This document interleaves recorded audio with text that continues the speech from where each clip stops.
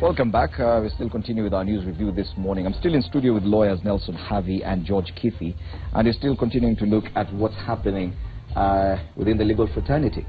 One tweet here by Donald B. Kipkorir, who's also a lawyer at Donald B. Kipkorir. Jubilee shouldn't even think of tinkering with the judiciary. The day our judiciary loses its independence will be the end of Kenya. Thomas Hobbes said that without order, our lives are solitary, poor, nasty, brutish, and short. Mess up with anything, but not the judiciary.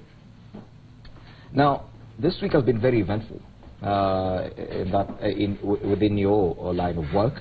We've seen the president change his legal team. The AG Githu Muigai is out, and the new nominee has taken his place. Even the Solicitor General has changed. Even the people surrounding the president in terms of offering him legal advice have changed. We've seen a few changes in the judiciary, some reshuffle of judges, most notably George Odunga, who was in the Judicial Review Division of the High Court, has been moved to Machakos, which is major. We're seeing what's happening with now the blatant disobedience and defiance of court orders.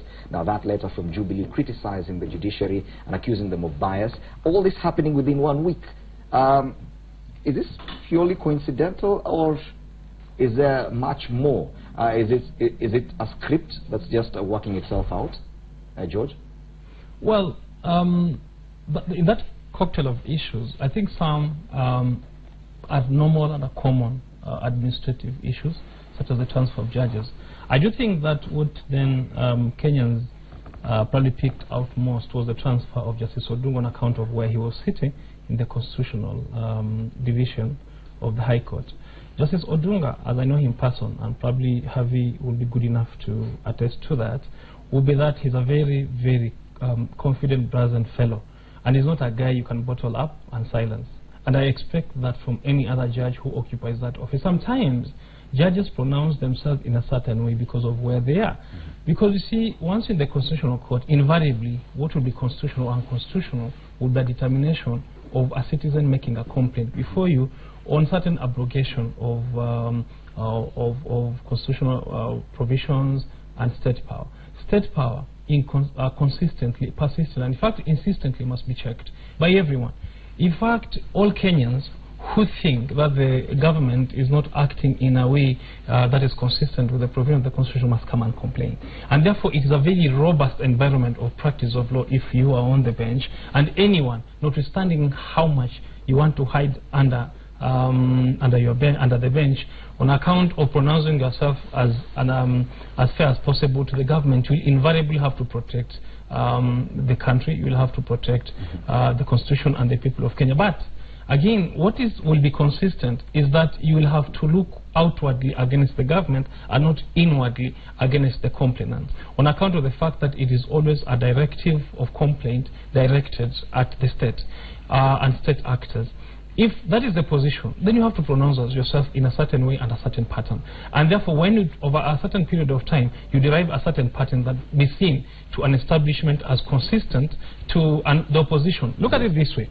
Whether we like it or not, the opposition must also direct itself against the government, and consistently so, and oppose the government and also check on the government. When that happens, and people also come to complain against the government, and I also put it this way just as an addition, the media does so, against the government, it will be seen as if there is, you know, a common enemy in those parties. Yes. But it is not so. It is because then, if you are in a seat of power, that power is not yours, it belongs to the people, it has been donated to you, and it must be looked at in a certain way. The question comes, yes, you say it is a purely administrative issue, transferring the transfer of judges, but when it comes the same week when Jubilee complains to the judiciary accusing it of bias and even singles out the same judge who's being transferred, don't you think that will raise questions? Yes, it does, but the coincidental issue here is, I mean, I don't think that there was a sitting between executive and judicial, and that would be very unfortunate if it did, that they sat down and then the compromise was to transfer the judges.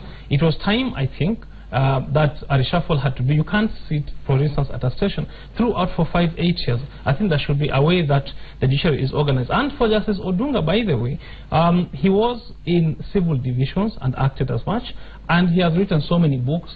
There he also developed the jurisprudence so well. So he's not a person that probably is outstanding just because he's at a certain position. Now, to the friction again, as between government and the judiciary, I would probably bring it down, because government, you see, includes the three arms of government, to Jubilee and the